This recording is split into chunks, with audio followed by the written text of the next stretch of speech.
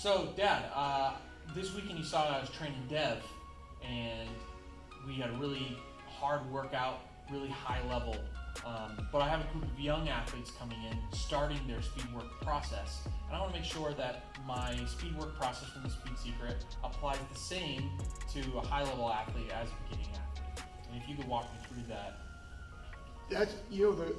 That's a great question because Dev is so advanced, right? So he's been doing this for like 10 years. The bones are the same, right?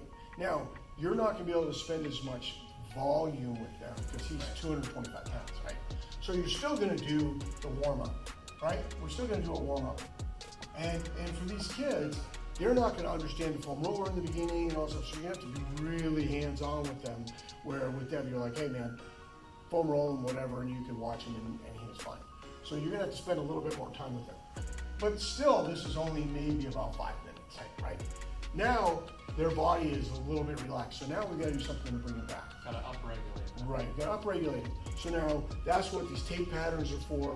But it's the same type of deal. Even back when you were playing basketball or when you were in the military, as a rescue swimmer, you had to do skips and hops and anything that's going to get the body back up.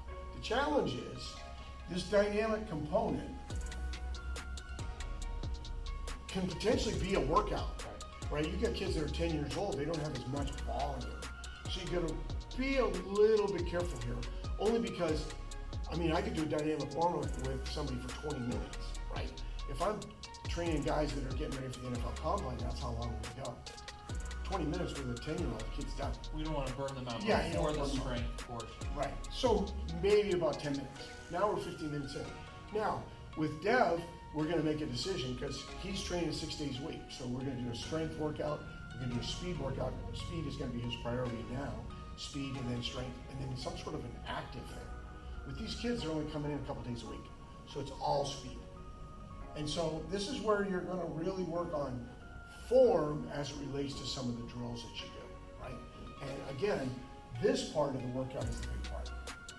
For them, this is where you're going to spend the majority of your time, right? So now we're 35 minutes in, their workout's about 50 minutes. So the next thing is going to be skills. And for them, when we're talking about skills, you're going to be able to work on a couple different kids and say, like, what is your sport? I got a lacrosse player, I got a baseball player, whatever. So hopefully you can break them up a little bit because we only train 5, 6 kids at a time. Then I know if I need to work on footwork, starting, right, whatever it is. And plus you'll have seen a lot here where you're like, okay, this kid is kind of stiff and this kid is kind of bendy, this kid's not particularly strong, you can't really hold form. So now you're going to break it up. And again, this is maybe about 10 minutes that you're going to do this. So now you start getting in here, now we're at that 45-minute mark, now we're going to do restorative. The restorative stuff, and especially stretching, everybody talks about stretching. This is the ideal time to stretch, not here. This is where we always used to stretch. When I was a young athlete, even when you were an athlete, a lot of coaches would start here with stretching. And the muscles don't want to stretch, they're not warm. Boy, they're warm here, and they're out of gas. So, get the kid to stretch. So this could be 10 minutes of stretching. Because most young athletes right now, because they sit in class, they play video games, they're so tight. So does that make sense? Yeah. Okay. That's perfect. All right, well, let me know how it works out.